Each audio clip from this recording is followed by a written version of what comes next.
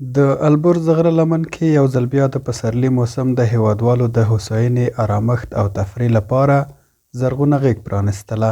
د ښادیانو دښته چې هر کال سلګونه زره سیلانیان ورته راځي، دلته راغلي سیلانیان د هوساینې احساس کوي او له نورو هیوادوالو غواړي ترڅو د دغه طبیعي ښکلاو له لیدو څخه ځانونه برخمن کړي.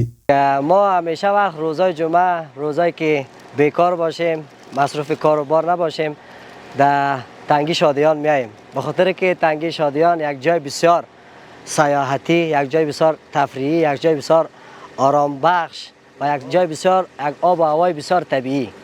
دیگه ما بسیار زیاد وقتی که میاییم هم ساعت ما تیر میشه، هم طب ما خوش میشه و همچنان چکر خودم میشه. از خاطر تفریح همی برآمدیم طرف همی دشت و کوه برآمدیم. خوب است، راه امن از امنیت است، هموطنای دیگه هم میتونه از خاطر تفریح و از خاطر سیاحت به این طرفا بیاید. د ښادیانو دښته چې د مزار شریف ښار ته نږدې په 10 کیلومترۍ کې موقعیت لري، د کورنیو او بهرنیو سیلانیانو تګ راتګ دلته د دې باعث شوی دی چې د ځایي اوسیدونکو لپاره د کار زمینه هم برابره شي. زمینه را برای ما مساعد کردن، اینجا آمدیم رزق روزی پیدا کنیم. گفته یک دکانک سیار جور کردیم تا که با همشریان محترم هم که میاین اینجا مثلا برای تفریح و برای سیاحت که میشینن، هم برای از اونا خوب است و هم برای ما یک چند روپا غریبی شوه. گفته بالخصوص در اینجا که موتورسیکل دوانی است که مسب دوانی است. موتورسیکل دوانی است یک قسم جوانا سوار میشه در پس کیروش، کذایی که جوانا اسب سوار میشه از اینجا تا پیشتر تیپر میره 50 روپه افغانی هستن.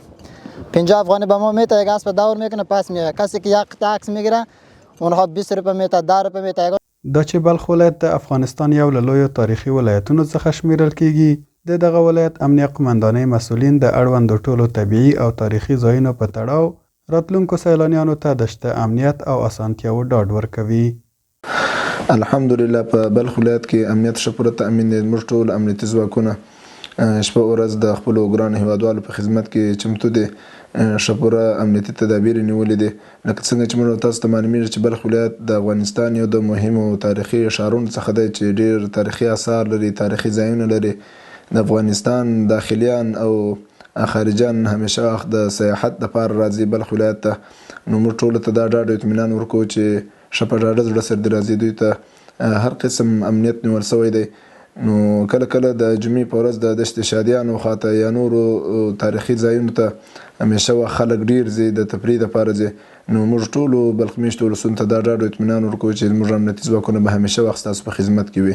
د یادولو ده چې د ښادیانو دښته تیرو څو لسیزو کې د قمار، اخلاقي او جنایي جرمونو مرکز و، خو اوس د هیوادوالو لپاره د سکون، هوساینې په تفریحي مرکز بدله شوې چې په نړیواله کچه شهرت موندلی دی. ثابت خان انځور، د البرز نشراتي څانګه، مزار شریف، ښادیانو دښته.